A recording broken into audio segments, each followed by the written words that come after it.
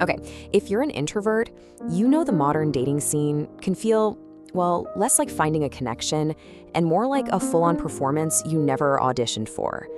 It is exhausting. But what if the problem isn't you? What if it's the rule book you've been handed? We're going to dive into that and figure out how you can date in a way that actually works with your natural energy, not against it. You know the feeling, right? You come home from a date and you are just completely wiped out.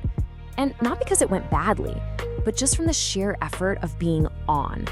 That pressure to be witty and charming and always ready with a great story. It feels like you're on stage. So why? Why does it feel so much like a performance? Well, this quote from Susan Cain's book Quiet really gets to the heart of it. There was this huge cultural shift, starting way back in the 20th century, where society started valuing our public image, our personality, more than our private integrity, our character.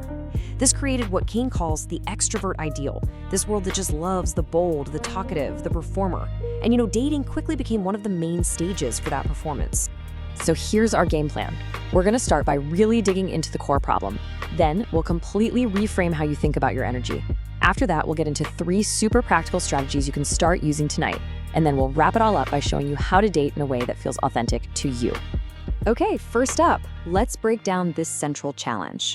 The whole modern dating world, with its fast first impressions, constant texting, and big social events, let's be honest, it often feels like it was designed by extroverts for extroverts. And what that really boils down to is a fundamental mismatch. The extrovert ideal rewards all these things that just take a ton of social energy. So for introverts, the constant planning, the pressure of small talk, and even just processing everything emotionally after meeting someone new, it can be so draining. It's no wonder so many of us end up feeling like we're just not built for this.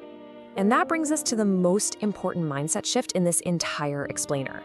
Being an introvert, it's not about being shy. It's not about being antisocial. It is not a personality flaw. It's just about having a different internal energy system. Seriously, getting this is the key to everything. Oh, I love this analogy. It is so perfect.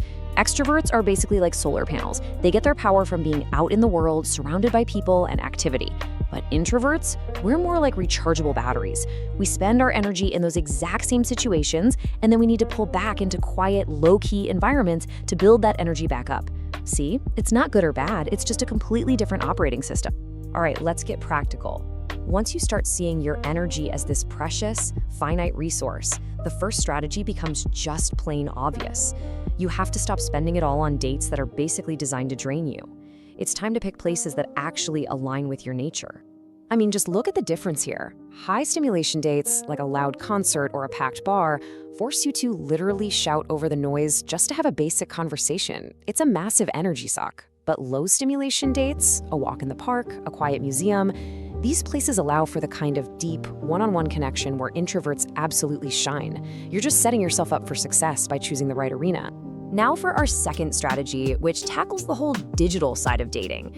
The endless swiping, the superficial chats on dating apps. That stuff can be especially draining for introverts, because we crave substance. So the key is to use these tools with intention, not just mindlessly scrolling.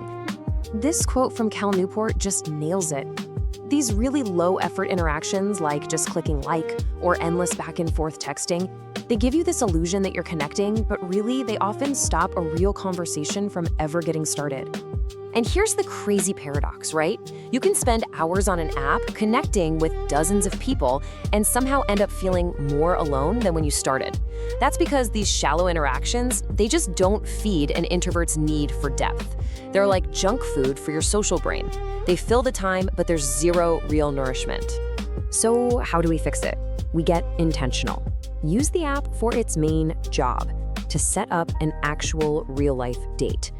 Don't get trapped in that endless texting purgatory. Maybe try setting aside specific times to check your messages so you can give thoughtful replies instead of being pulled in 10 different directions. And really, focus your precious energy on 1 or 2 promising conversations instead of trying to juggle a dozen shallow ones.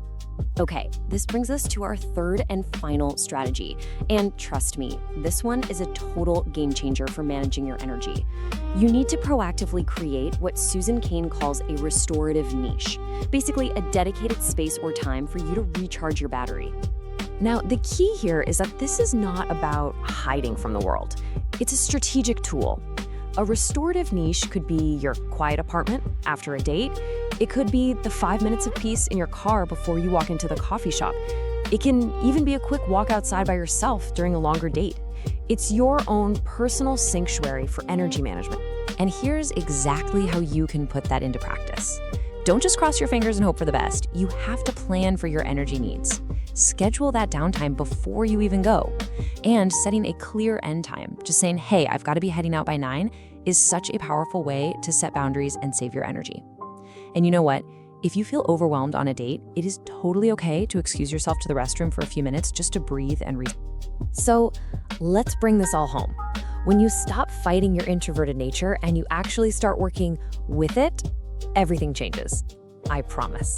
You'll feel less burnt out, and even more importantly, you'll start making connections that are so much more authentic and meaningful. And this is where we find the introvert's superpower. As an introvert, you're just naturally less likely to be impressed by superficial stuff like charm or social status. And that gives you this incredible advantage, the clarity to focus on what actually builds a real, lasting relationship. Things like shared values, genuine chemistry, and a real connection. I just love this metaphor from Susan Cain's TED Talk. It's basically an invitation to just own who you are. Your suitcase isn't empty. It's packed with all of your amazing, unique qualities. Instead of trying to stuff it with a bunch of extroverted traits you think you're supposed to have, it's about embracing and sharing what's already inside. And that's the bottom line, right there. The very things you might feel a little insecure about, they're the exact things that make you a fantastic partner. The world is full of people who are so tired of shallow connections. Your ability to listen deeply, to think before you speak, and to form a genuine bond, those are not bugs in your system. They are features, and they are exactly what someone out there is looking for. So that's what I want to leave you with. Stop trying to win a game that was designed for somebody else. Start playing your own. Because what if the secret to finding that amazing connection isn't about changing who you are, but about finally having the courage to be fully, authentically yourself?